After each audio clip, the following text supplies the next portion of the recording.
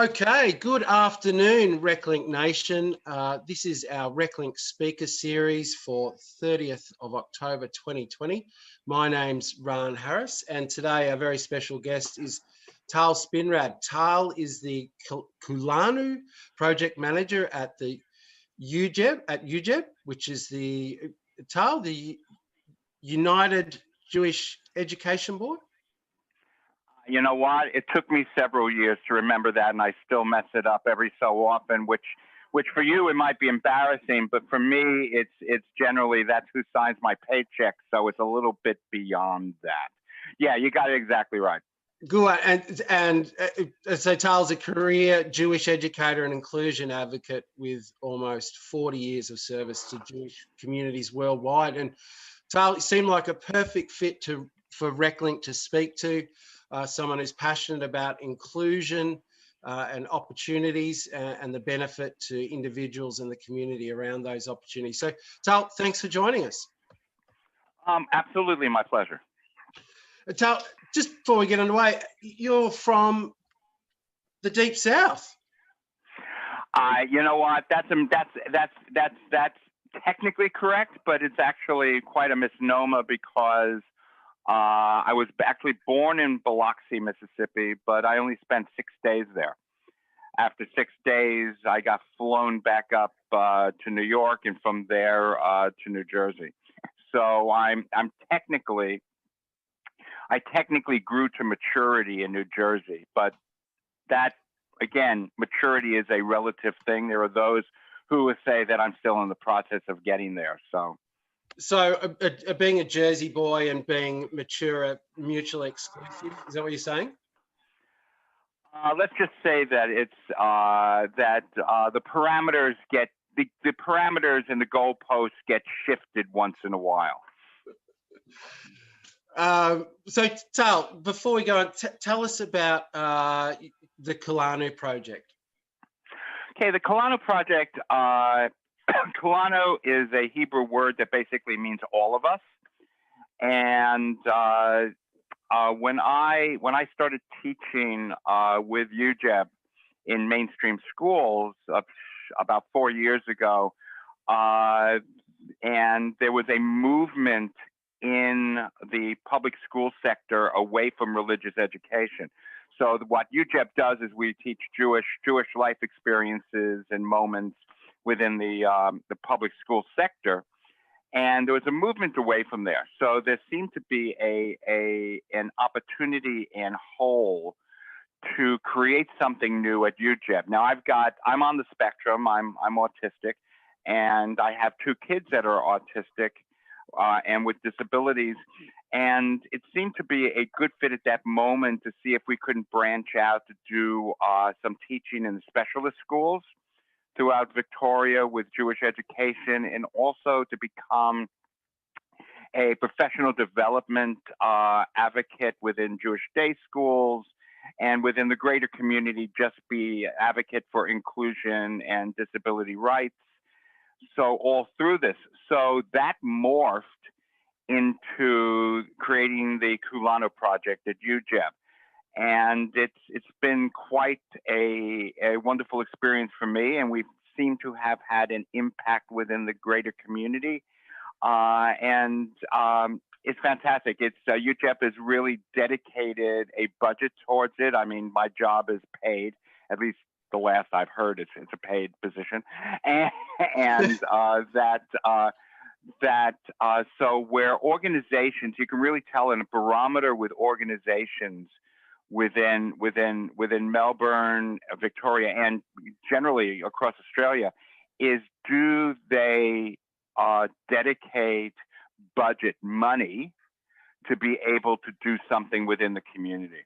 Because so much of other stuff is volunteer driven, that if an organization says we want to do this within the community, if they're willing to put budget to it, it shows a level of dedication that is really tangible in there. And UJEB has done that over the past 3-4 years. And so do you work in consultation with the schools? So a school will effectively employ or contract Kulanu to advise on their inclusion programs? How does that work? Well, every school is unique and different, and we have unique and different situations with every school we work in. But with the specialist schools basically, here's the thing: if they have a segment of their student population that is Jewish, and the parents express a wish to have a segment of their school time dedicated to this, the school with the parents invites us in, or invites me in specifically, to come, and we do half-hour sessions with the kids. That in the specialist schools, because the range of disabilities and limits to cognitive learning are so varied, basically I come in and do a half hour of music in Hebrew, and we might do a craft project here and there. And the schools just facilitate the space. And if I need support staff, they do that. The schools do. It's nothing out of the school budget. There's a nominal fee that the families pay. I mean, it's a very, very, very, very small fee. And we come in, and the reception that we've gotten, not only with the families, but also with the schools, has been absolutely tremendous and fantastic. The families, because these are families that have had a lifelong journey with facilitating aspects of their kids' lives that either on the spectrum or have disabilities, they sometimes they are hesitant to ask for communal help for their kids, either religious or spiritual or cultural enhancement, because they're thinking, oh, we've already asked so much and the school is doing so fantastic, that there's a certain hesitancy. And once they find that this is available, and once they find that there's a real impact on their kids, not only joining in things within the greater community, but also joining in things that they do at Shabbat table, or they do family celebrations, that they learn the songs, they learn this and that, and there's a familiarity that bridges that gap and allows them to have a cultural, spiritual side of their lives again. And the tangent to that as well is that, or in our case, a Jewish education thing, that the staff members at the specialist schools get a greater insight into the family's home lives, that they find out why the kids have this food in their lunchbox during this sort of time.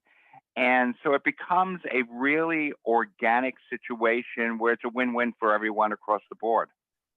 So you've given me a great insight there. So let me just reiterate it in the way that I understand it, that if your child has special needs, then you'll send them to a specialist school, but that specialist school caters to their needs around, intellectual capacity or whatever it might be, but it doesn't cater specifically for your cultural needs. So, right. Through your project, you're able to cater for their cultural needs and education within the setting of a specialist school. It is, and it's good because it's organic, right? It's not, well, we're going to take these kids and put them in a different setting on a Sunday afternoon or something. For one thing, we can do it in a half hour, 45 minutes in the school, and there isn't the jolt of a disconnect about being in a different setting. They're still in these things. They're still in their comfort zone within their school, because the schools are fantastic. And don't get me wrong, the schools do the best they can with what they have. And what we are doing, what we also do in Kulanu, is that we are facilitating groups with other faith communities. So I have contacts within the Muslim community, and I have contacts within the Christian community, that these communities have not yet done what we do as it's the Jewish community within the specialist schools. And my goal and the goal of Kulanu is to help the Muslim groups and the Christian groups to be able to do that in the specialist schools in an organic way that isn't dogmatic. It isn't we're trying to convert anybody. It's just meeting people where they're at and allowing them to gather together with other kids that have these special needs within the settings of the school. And you know, parents are very pleasantly surprised, and it's in certain ways it's extraordinarily profoundly touching, because I know for me, anytime you have a child, when that child pops out, and it just happens that easy, right? There's no, when a child, I know it's anyway, when a child is born, you have in your head already, like instantaneously, these life events and how the child's life is going to proceed. And you're looking forward to all these simchas, all these wonderful moments, you know, weddings, bar mitzvahs, christenings for Christian. I mean, all these life events. And when you get a diagnosis, or when you find out that your child has a disability, a lot of times these things get crushed.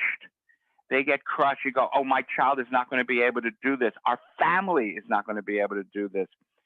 What we do is try to regain some of that for these families and say, you know what? It's not going to be exactly how you envisioned it, but you can still do this with your kid. You can still do it with the whole family and with the community. You can rejoice at a kid's, you know, a non-verbal kid's bar mitzvah or bat mitzvah. There are ways to do it that isn't demeaning, and it isn't about, well, let's do this for the special needs kid. It's about knowing that the kid has a name, the kid is more than a condition, and that it's really heartwarming to see that flame, that flicker of a light go back on within a parent's wishes for their kids. Well, Tal, that's really apt, because there's within Reckling, that's what we do as well. And there's a great example of that. We had a special needs player. It was an adult. He was almost 40 years old. And he was playing in a Reckling game, and we have modified rules around special needs players, but it's an all abilities comp. So it's not a disabilities, it's actually all abilities. So they're playing with sometimes former AFL footballers, but the environment is, you know, one of care and modification where needed. Anyway, this player kicked a goal, and his parents were on the sideline. And they burst into tears because they thought that they would never see their child play footy in you know, any sort of normal sense, and to kick a goal and to have that feeling of people around him and the recognition. And so I'm getting a sense that those are the sort of moments that you help to create in a family's journey through whatever the diagnosis might be, that otherwise they might have foregone. Right. And exactly what you're talking about in your organization, that a large part of our mission, for lack of a better term, is there's an element of creating culture change. Yeah. And there are two avenues towards that. There's the frontal lobe, journey where, you know, I go out, I talk about autism, I talk about disabilities, and I do professional developments in schools, and I talk to community groups and clergy, because don't make any mistake, a lot of how culture views people with disabilities is informed by the archetypes that religions, whether we're atheists or not, there are archetypes that have been put in motion by ancient religious traditions that need to be tweaked because there is a stigma attached to disabilities. That's one avenue, to directly directly go there and re-educate and challenge people to reimagine how they see not only people with disabilities, but to see that the real disability is in the relationship between like the autistic community and the neurotypical community. It's not an either, it's different. And that to increase that communication is fantastic. But the second way to change that culture and those perceptions is exactly what you're talking about, is on the footy field or in the classroom, where it's organically happening, that you're not going, hey, this is the lesson you should take from this, and this is how you should feel about it, and this and that. It happens spontaneously. That those parents, the thing that's powerful is that their perception of what is possible for their 40-year-old, nearly 40-year-old child, right? For their perception of what is the possibilities for their 40-year-old child in an instant got radically changed.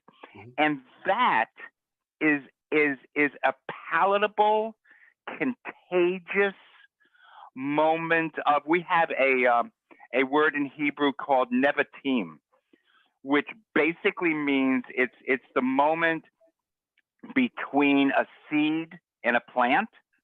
It's a moment of nothingness. It's a moment of perpetual becoming. It's this poof.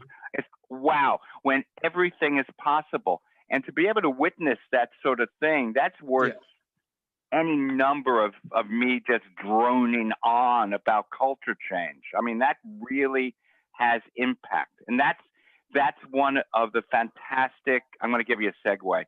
That's one of the fantastic things about all ability sports, that sports has always been the platform. It's really one of the few platforms for non-scripted, spontaneous drama, really. It's, other than the obscenity of war, where you have drama that's unscripted, but there's always victims and there's always fatality. It's an obscene thing. Sport, unless you witness the last quarter in a Melbourne Demon game. No. I'm sorry. If sport is one of those areas where you can have the full range of emotions, it is unscripted, and the most unlikely scenarios can come to pass that can break you out of old molds of thinking instantaneously. And that is what we really need for specifically adults and kids with disabilities, and for their families, and for the greater community in general. It's those moments, those events that can change instantaneously, organically, how people see what they thought was reality. Well, and for a lot of us who play sport or advocate for sport, we might see the benefits and we know it sort of on some level, but the meaning behind sport is even greater than those of us who study understand. And by that I mean, there's the cultural impact, there's the neuroplasticity effect, there's the socialization, there's the physical health. We talk about even just the fact that through sport, most of us live very sterile lives now, in terms of it's very clean, and we have good medical services and running water and sanitation and all that. So naturally our bodies just aren't exposed to biomes in the way that we might normally be. So our immune system, and this is the cruel irony of COVID, is that we've all retreated into our shell, which has done nothing for our immune systems. But sport puts you out, you're hugging people, you're sharing sweat and dirt. And even on this level, this is so beneficial for people's well-being and, their ability to withstand and resilience. And we know this sort of intrinsically, but we don't always talk about it. And I think, and because as you said, sport is unscripted. So it's not prescribed. It doesn't have to be a medical professional saying you must do this or you must do that. You know, it's something that we can engage in spontaneously. And it's, you know, I think really of sport is where we can live out our shadow sides, you know, and you mentioned the obscenity of war. I mean, and otherwise without sport, there may be more war. You know, that's a very real thing, that if males, particularly males, aren't able to live out their shadow sides, you know, those things that we otherwise ignore, then, you know, imagine where we'd be, you know, if young males didn't have that outlet in society. Indeed, and it also, the work that you do and the work that I do acknowledges that people with disabilities and people on the spectrum have those same needs and those same urges and those same you know, those same basic human needs. And part of it that you know, all those things that you said about you know, the physical stuff, the neurotypical, the neurological stuff, the social stuff, but there's also the fact of having a level of dignity. Yeah. Yes. Because what sport does on whatever level, in whatever way, because sport has a wonderful way of finding roles for everyone, is that it gives everyone a communal purpose to work for something that's bigger than the individual. And that's why I'm saying that one of the things that I push and I advocate is that everyone, you know, inclusion is a wonderful thing, but it's also become this kind of kissing baby, you know, thing, right?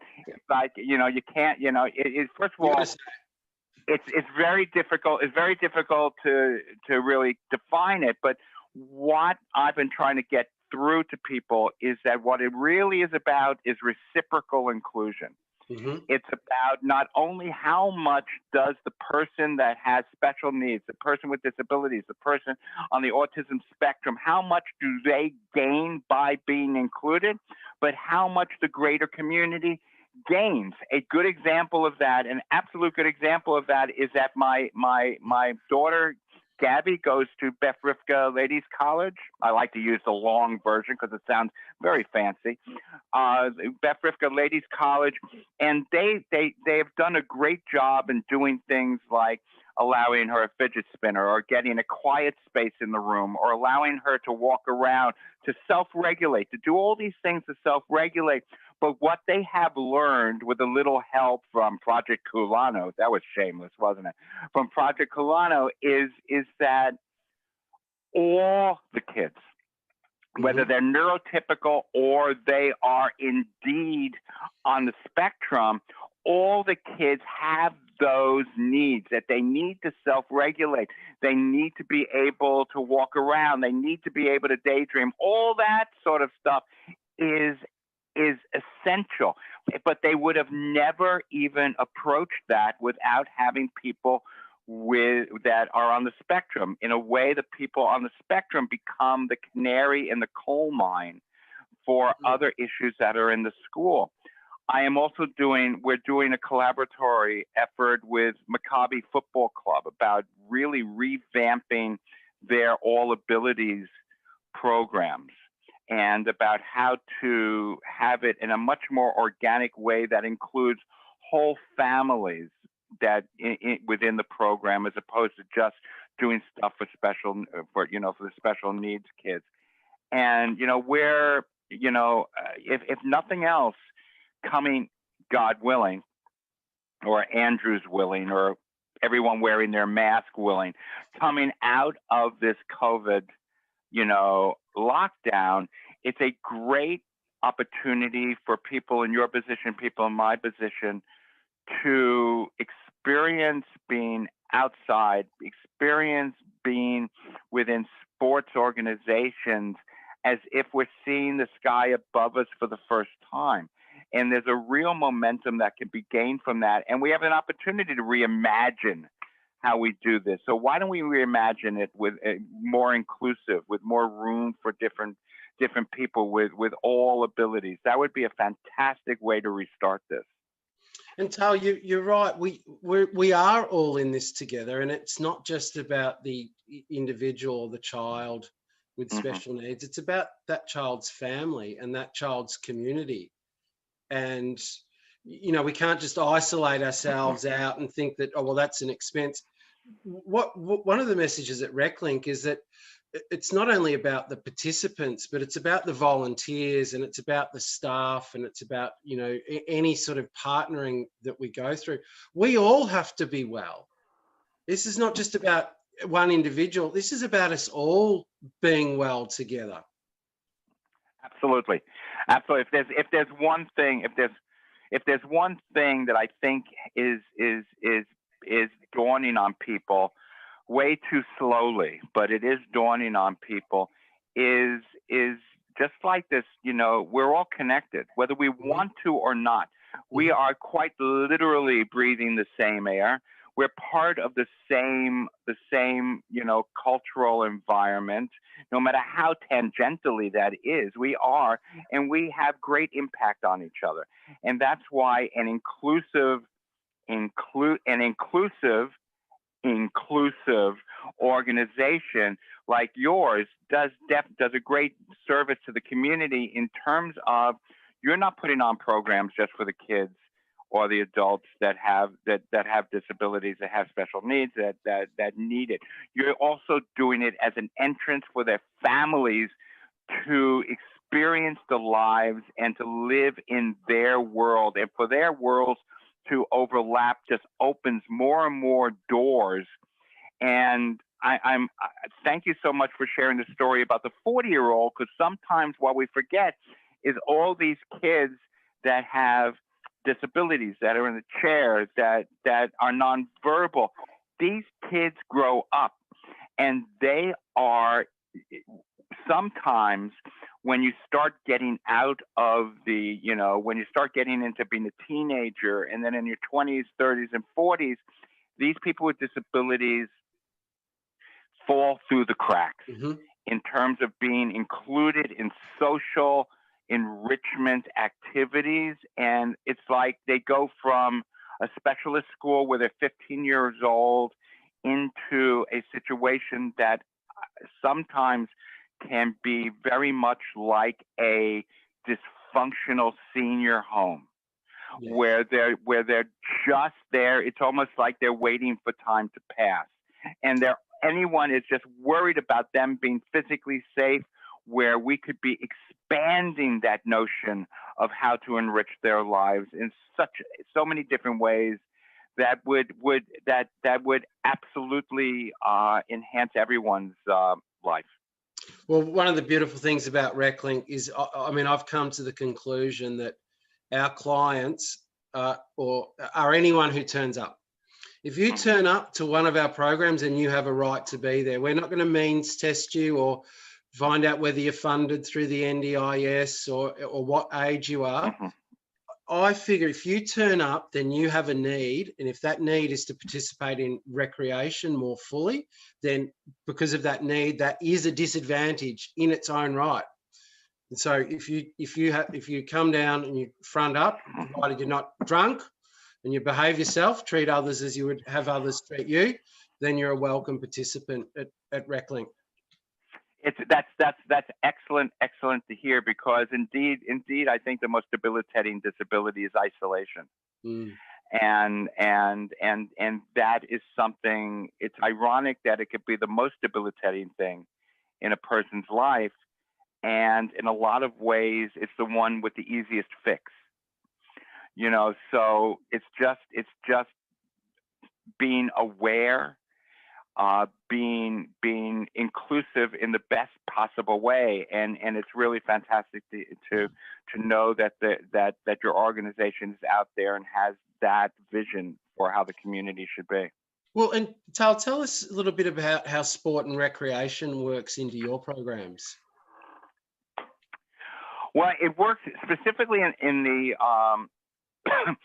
our specific programs within the specialist schools. It doesn't directly. But what it does is allows me, because the specialist schools are the specialist schools are the pool of where you have most access to kids with disabilities, right? Because all the kids, they go to specialist schools, and so if we are doing our job in terms of what we do in the specialist school, and we build up a rapport, and we build up a trust between us and the staff and us and admin, we can really be a conduit for other groups like yourself, like like AAA, and for people like Maccabi, and all these, and Access, all these people, all these wonderful groups that help people with disabilities. So we can get the word out really easily. On the other side, we also, when I'm doing my advocacy stuff and I'm doing my educational stuff, what I do is I go and do programs for coaches to help how they interact with not only when organizations have all abilities type of stuff, type of programming, but how they can interact with, once upon a time they thought kids that had behavioral issues, but now everyone's realizing that even if they are not diagnosed being on the spectrum, they are articulating or presenting certain aspects of being on the spectrum. So I go and I educate them and work with them and brainstorm with them to see how they can modify their techniques in coaching and motivating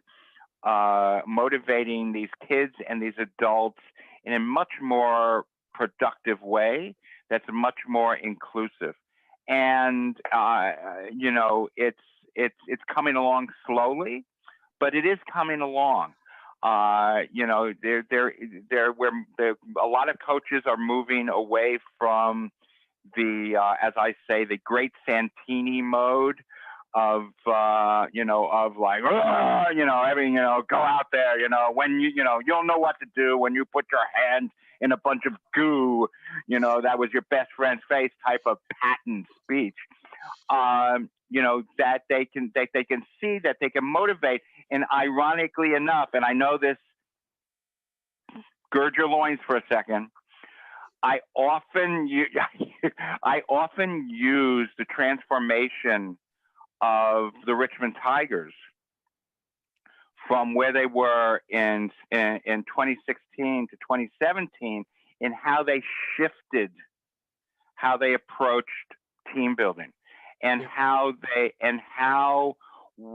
shifted from this real macho type of win at all cost and climb over the dead bodies of your opponents and sometimes of your fellow teammates to get the ball type of thing, into where they understood that what really needed to happen is to have some lateral trust going on, and to really see whole people as your teammates, and just don't see them as the footy player, but see them as the person with the two kids, or maybe one kid who's on the spectrum and one kid with a disability, and about how that brings out that selfless type of athletic endeavor, where the idea is not to be the best on your team.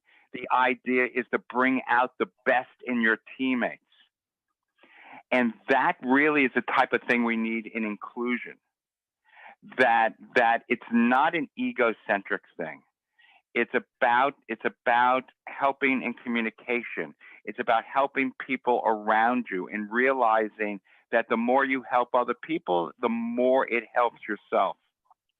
And that's what I try to bring to renew these coaches, and most of them are incredibly receptive. And frankly, one of the things that helps in this is the fact that a lot of them have had to shift into coaching girls and women teams, and about how they see that they can get success and the same competitive edge with their female teams with a different method.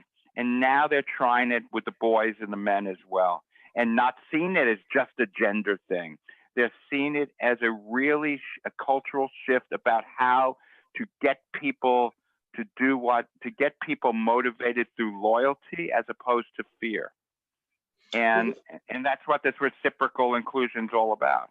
Yeah, well, I think sport and rec, if it's done right, allows people to really be their best. And I don't just mean that in a sort of mouthing of platitudes way, but to bring out the best version of people without contrivance, because as we say, it's unscripted and, you know, it just unfolds as it will. And you know, and also there are heartbreaking moments in sport, you know, we saw on the weekend, you know, for Geelong and seeing Gary Ablett. I'm sorry, we're breaking up. There was a heartbreaking.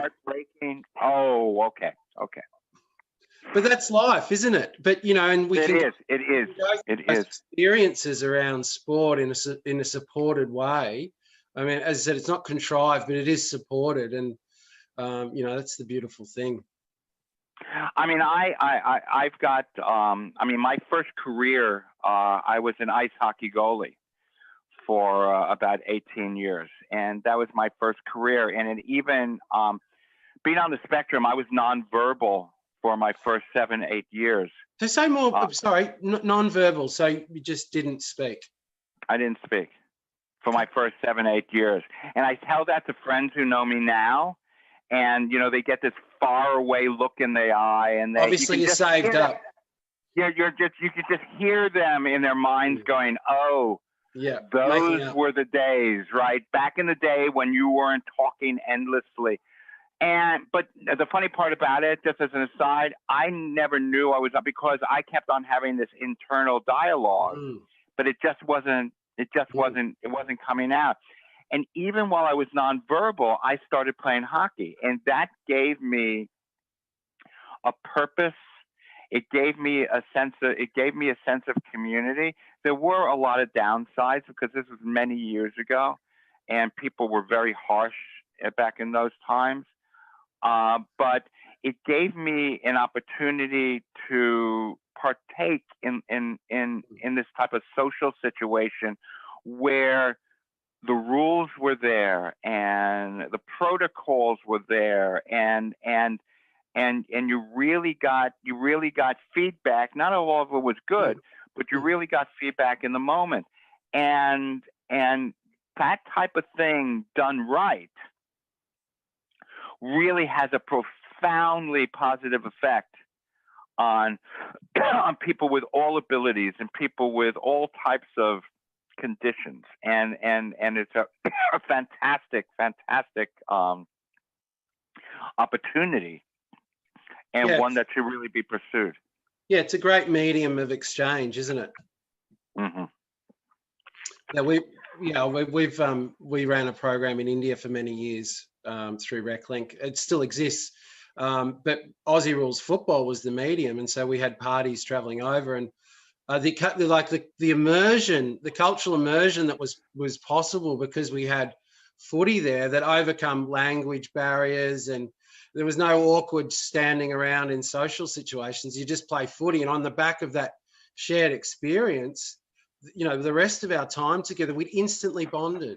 You know, so we were able to create these experiences for both the locals and the Australians through sport.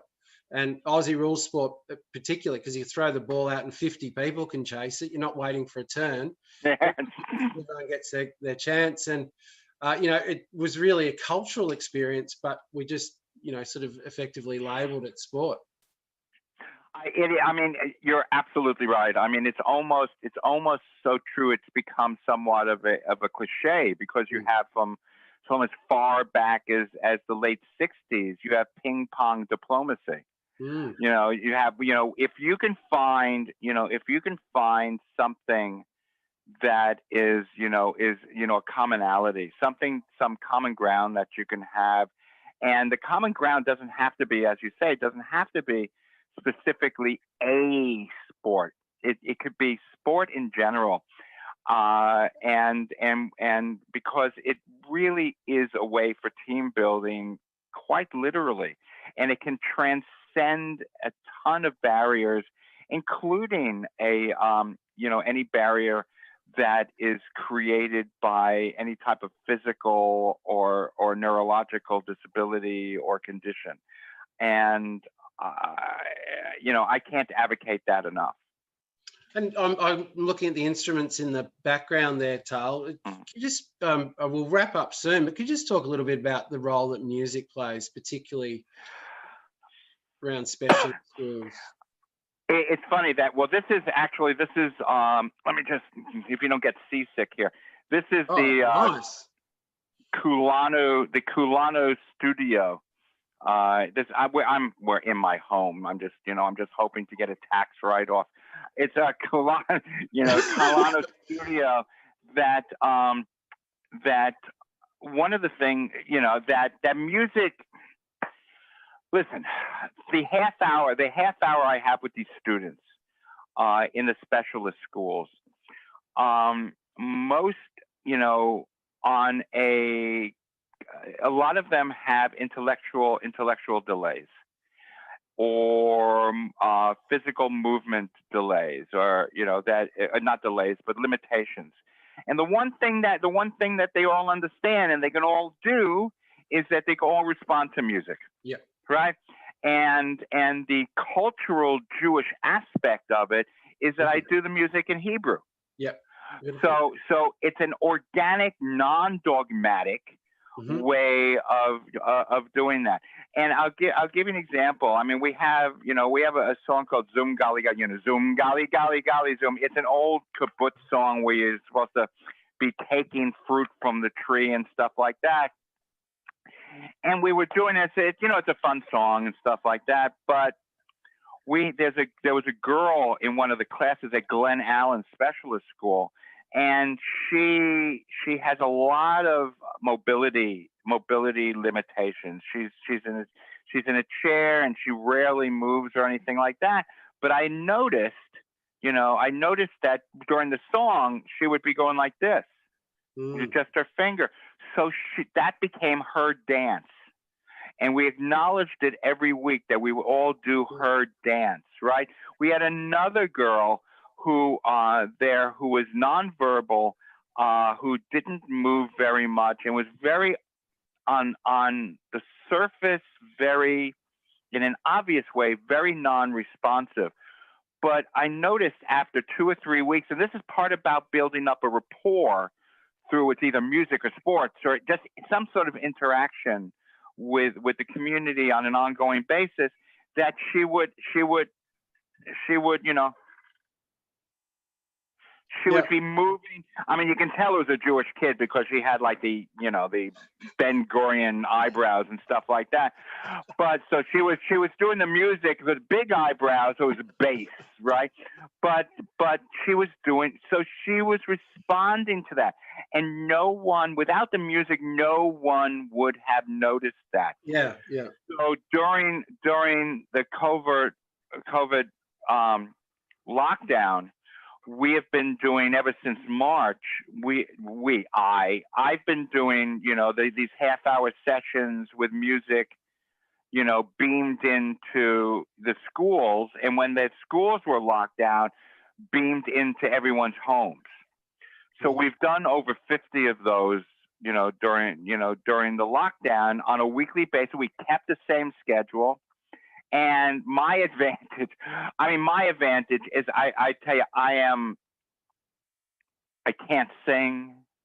I can't, I really, I butcher these instruments.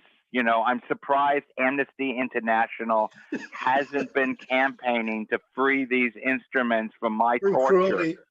My cruelty. I mean, it's lucky I like the Ramones because I can just, do it really quickly. Right? 2 minutes and 3 chords. It's torture, but it's quick. Yeah, but the thing is that they're appreciative of that. Yeah. And they're accepting of that. So they enjoy, no matter what I put out, they enjoy. And we've been doing it for years now. And you know, and the fact is that we say, well, there, you know, it takes the emphasis off the cognitive learning and stuff, but that's the wrong approach, because I think that this approach should be for even neurotypical kids at mainstream schools. If you have a half hour, throw some, or don't practice singing, sing. Yeah. You know, don't do something frontal lobe. Do something that's going to stick to their soul. You know, like some done pasta thrown up on the wall, right? Have it stick there and have them share the experience, because if you can create an experience, and this goes especially for what you do and for what I do, if we can create an experience of growth, an experience of new experiences for these kids that are at risk because they have disabilities, and if we can do it in a safe environment where they feel to their core that they're safe, not only physically, but spiritually and emotionally, that they will not be harmed or they will not be marginalized, we have created a spot for them that they can truly be themselves and not meet anyone else's expectations. And that, I tell you, it's not a gift. It is a God-given right that they have. It's not something that I'm giving them or you're giving them. We're just have the pleasure, and we're being blessed with the opportunity to reside and share that moment and be and conduit and entrance to that moment for these kids, for these adults, and for their families. Well, look, we say access to sport and rec isn't a privilege; it's a human right. Definitely, for all ages and ability, and that's what guides us. And you know, just listening to you talk about music and the parallels of sport, it's really creating I guess a medium for transcendence, isn't it? We, you know, through these things, we can all transcend our worries, our physical limitations, our backgrounds, our, you know, whatever it might be that sort of keeps us away from being in our heart space. Mm-hmm. Music and sport can bring that out in all of us. It's a beautiful thing, Tal. Absolutely. Thank you and your organization for doing everything that you do. And mind you, thank you and thank Laura for reaching out to us, because it's absolutely fantastic. Yeah, absolutely. Well, look, we'd love to reconnect with you again in the future and see what you're up to, and particularly when things revert back to in-person activities. Right. You know, I'd love to have a catch up. And talking about music, there is a big arm of Reckling that is around arts. So I'm sure that there'll be some crossovers there, and you know, we'd certainly love to have your presence at events going forward. So, Tal Spinrad, it was absolute pleasure to talk to you, and I've got a great Jewish joke for you once we close this off. Okay. Thanks, Tal. Absolutely, my pleasure. I mean, you do an absolutely great job. One of the things I've found challenging being on the spectrum has been the online virtual stuff. I mean, I did a Jewish humor seminar at the Lamud conference this past year, and I had 30 people. I had 30 people on the screen, but it was a humor. It wasn't exclusively just telling jokes, right? It was about how true humor reveals a truth that may have been hidden and stuff like that. Mm-hmm. But it was very, very, very disconcerting to be doing this Jewish humor course with everyone else being muted. Because like I would say something that I thought was funny. No sort of feedback. Like crickets and stuff like that. So what's the joke?